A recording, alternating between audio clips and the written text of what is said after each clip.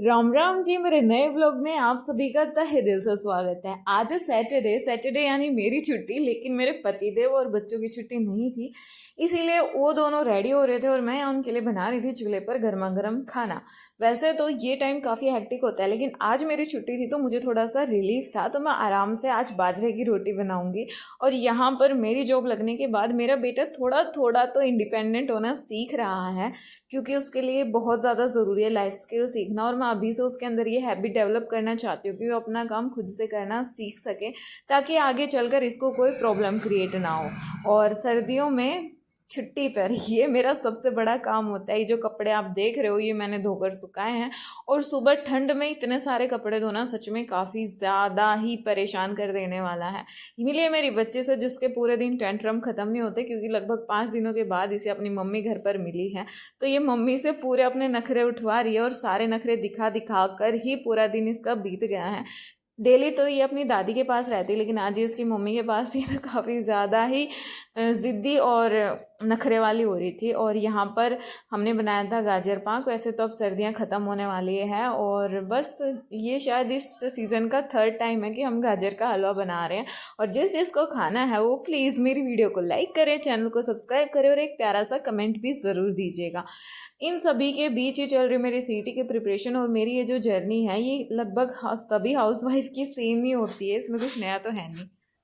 हाँ जी, तो काफ़ी बच्चों के ये डाउट्स रहते हैं कि वो बुक्स खरीदें या नोट्स खरीदें, ताकि उनकी तैयारी अच्छे से हो पाए और वो कोई भी गवर्नमेंट एग्ज़ाम क्रैक करके एक गवर्नमेंट जॉब हासिल कर सके। तो आज मैं इसी क्वेश्चन का आंसर देने वाली हूँ, जो अपने HSSC के मेन जो टॉपिक्स हैं, दैट इज़ हरियाणा जी के और इंडिया जी के, जिनमें बच्चे काफ़ी कंफ्यूज रहते हैं, और ये काफ़ी टाइम कंज्यूमिंग मैं कहूँगी सब्जेक्ट्स होते हैं, और मोस्टली बच्चे इन्हीं को प्रिपेयर करके रह जाते हैं। तो आज मैं इन्हीं का एग्जांपल आपको देके समझाऊंगी कि आपको बुक्स खरीदनी चाहिए या आपको नोट्स खरीदने चाहिए। सबसे पहले बात कर रहे हैं बच्चों के फेवरेट हरियाणा जी के। अब ये मैंने नोट्स मंगाए थे DSL क्लासेस जींद से, जो काफ़ी फेमस हैं, और ये मेरे पास बुक है Twitter of Haryana 2.0। Pradeep sir को कोई बच्चा ऐसा नहीं है जो हरियाणा की प्रिपरेशन करो प्रदीप सर को नहीं जानता, ऐसा कोई बच्चा आपको नहीं मिलेगा। तो पहले देखो आप बुक का कंटेंट, ठीक है। ये है बुक सर की। इसमें पहले तो इन्होंने पूरा थ्योरी में समझाया हुआ है, जैसे ये वाला हरियाणा का इतिहास फर्स्ट ही ले लेते हैं। तो इसमें पहले सर ने बिल्कुल अच्छे से थ्योरी में एक्सप्लेन करा हुआ है कि कहाँ क्या था, और उसके बाद एक सेकेंड, थ्योरी में एक्सप्लेन करने के बाद अच्छे से प्रैक्टिस क्वेश्चंस दिए हुए हैं, ताकि आपको पता चल सके कि आपके कंसेप्ट क्लियर भी हुए हैं या नहीं। और यहाँ पर आप देख सकते हैं हर टॉपिक्स के थ्योरी दी गई है, उसके बाद प्रैक्टिस क्वेश्चंस दिए हुए हैं। तो ऐसा कुछ इस बुक का सिलेबस है। तो आप देख सकते हैं किसी भी टॉपिक को कितने अच्छे तरीके से कवर किया गया है। और मोस्ट इम्पोर्टेंट ये है कि इसमें ना सिर्फ आपको एग्ज़ाम ओरिएंटेड क्वेश्चंस देखने को मिलेंगे, ज़्यादा कुछ इसमें है नहीं, और टॉपिक्स भी काफ़ी अच्छे तरीके से दिए गए हैं। और मैं इसी बुक से पढ़ रही थी जब मैंने ग्रुप डी और लास्ट CET दिया था तब तक। फिर अब जब मेरी ग्रुप डी में जॉब लग गई थी, तो ये बुक आप देख सकते हो कितनी मोटी है।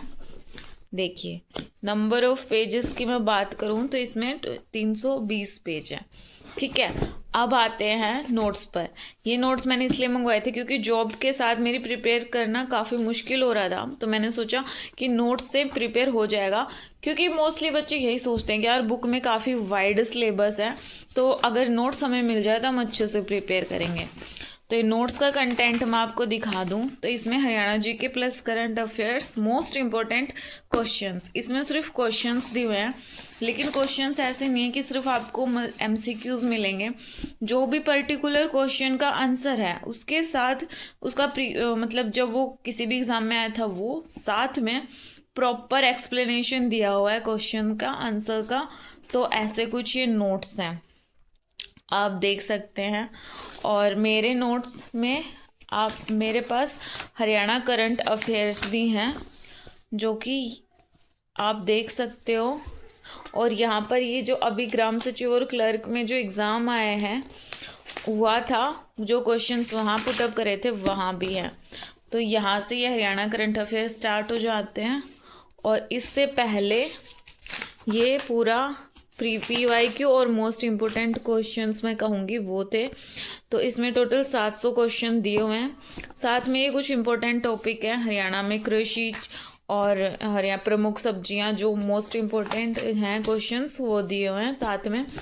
और उसके बाद हरियाणा करंट अफेयर्स हैं, जो कि टोटल क्वेश्चंस मैं आपको बताऊं तो इसमें है 301, यानी 700 क्वेश्चन वो 300 ये, तो लगभग 1000 क्वेश्चन है। और 1000 से तो ज़्यादा है, क्योंकि इनके आपको एक्सप्लेनेशन भी देखने को मिल जाएगी।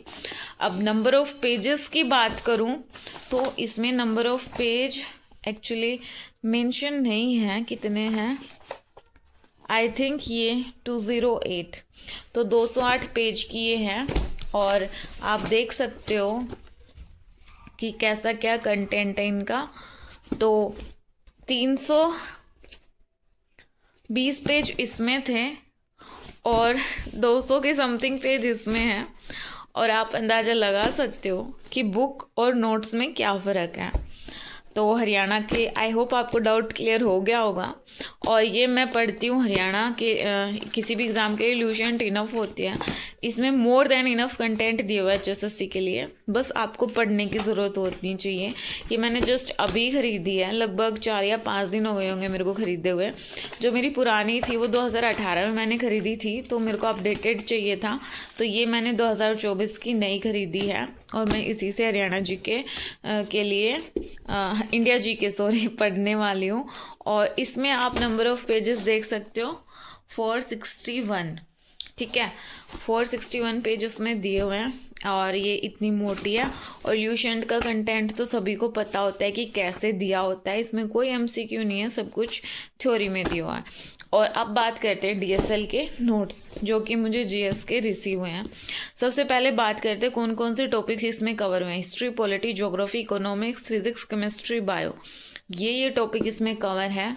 और कंटेंट कुछ इस प्रकार दिया हुआ है, मतलब ओनली MCQ आपको देखने को मिलेंगे, जो कि मेरे हिसाब से किसी बुक का as it is print out photocopy करके हमें भेजा हुआ है।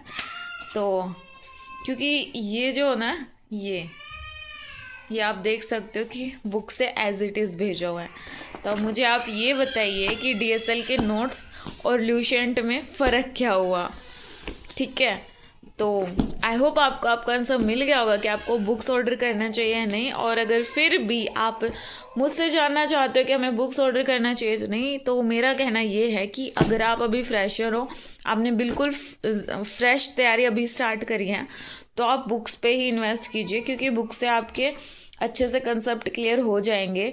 नोट्स आप तभी ऑर्डर करिए तब आपको 1 या 2 साल हो गए हैं तैयारी करते हुए, आपको बेसिक सब पता है और आपको सिर्फ अपने पॉइंट्स मजबूत करने हैं, सिर्फ आपको अपनी तैयारी बूस्टअप करनी है, तो ही आप नोट्स ऑर्डर करना। और अगर आप बिल्कुल फ्रेशर हैं तो आप बुक्स परचेज कीजिएगा। अगर CET से रिगार्डिंग अभी भी आपके मन में कोई डाउट है तो प्लीज़ कमेंट सेक्शन खुला है, आप अपने डाउट्स कमेंट सेक्शन में आराम से रख सकते हैं। मैं कोशिश करूंगी जो मैंने एक्सपीरियंस किया है उस हिसाब से आपका जवाब देने की, क्योंकि ये मैं भी CET इस बार ही देने वाली हूँ, मेरे लिए बहुत ज़रूरी है एक बेटर जॉब सिक्योर करना। ग्रुप D की जॉब ठीक है मुझे मिल गई है, मेरी मेहनत का फल है, लेकिन मुझे लगता है कि मेरे अंदर और कैपेबिलिटी है और एक मैं बेटर जॉब डिज़र्व करती हूँ। वीडियो यहाँ तक देख लिया है तो please don't forget to like, share and subscribe the channel. मिलती हूँ आपसे नेक्स्ट वीडियो में, तब तक के लिए जय बाबा की।